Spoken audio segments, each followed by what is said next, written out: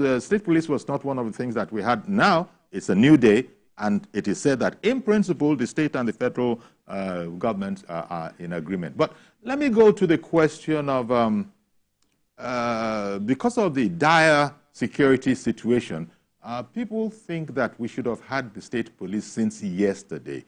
But we've been talking about processes now. What to you, to your mind, would be an acceptable interval of time before we have state police up and running and doing their job?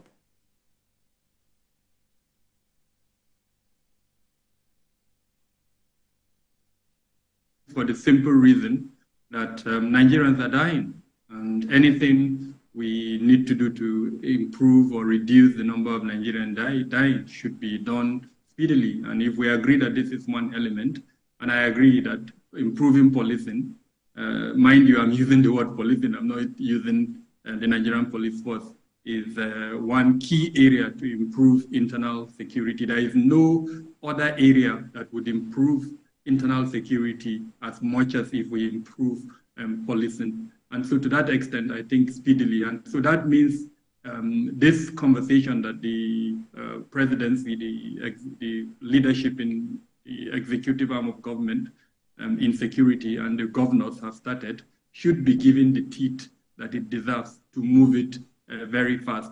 Now, there are low-hanging fruits that we can quickly and speedily achieve. Uncle Yuri, not too long ago, the immediate past government implemented community policing when it revised the Police Act. And there are two elements of that community policing that we're not having enough discussion about, and that is the recruitment of constabularies and the creation of community policing committees. As far as I know, the Ministry of Police Affairs has perfected this too. In other words, the policy framework for their implementation is 100% completed. As far as I know, even the recruitment and the platforms for the two processes is almost 100% completed. In other words, if you go to all the local governments, 774 of them, and ask for a list of the constabularies, you are likely to find that. Also, if you ask the policing community policing committees, you are likely to see them in existence, but they are not functioning. Okay. And why are they not functioning? The same issue that may stop state policing from functioning. And the point I'm trying to make is the political process that is stopping us from achieving improved policing. If we don't take it carefully and remove this initiative from the hands of politicians and place it appropriately within the prism of technocrats and police specialists, then we're likely to fall into the trap that has prevented other police reforms from achieving their objectives. Okay. Before I come to you, Tony, in studio, Mr. George has called in from Ikeja. Good morning to you, sir. Good morning, Pierre. Good morning to Dr. Adamu and Dr. Tony, who is gorgeously dressed this morning. I hope he's not planning to marry a second wife. No, the man has a board meeting this morning. Okay. Okay, the state police issue is long awaited. I want to appeal to the National Assembly that they should not make this state police exercise part of the constitutional amendment they are planning to do. That one will take a long time. The state of insecurity in the country today calls for urgency in terms of addressing it. If they want to amend the constitution to enable states to create police systems, it's something they can do in isolation. That within a month or so, that law will be in place.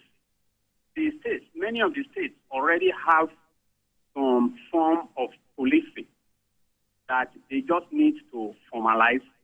But I want a situation where the law should make provisions for minimum standards. There should be a minimum standard the state police system should be. If any state that wants to create its own police is not able to meet that system, it has to work hard to come to that standard. Otherwise, you'll be seeing in some states, okay, police now be looking like ragtag army, and that is not. And then the law should also encompass the kind of arms they should carry. You cannot establish a state police and you want to send them to the bushes where bandits are carrying RPG without arming the people to go and confront them. Any state that doesn't have the capacity to arm the police shouldn't go into the exercise. These are some suggestions I want the stakeholders to look into. Thank you very much. Thank you very much, Mr. George. Okay, on that same question, actually, Dr. Adamu commented on the duration, acceptable duration.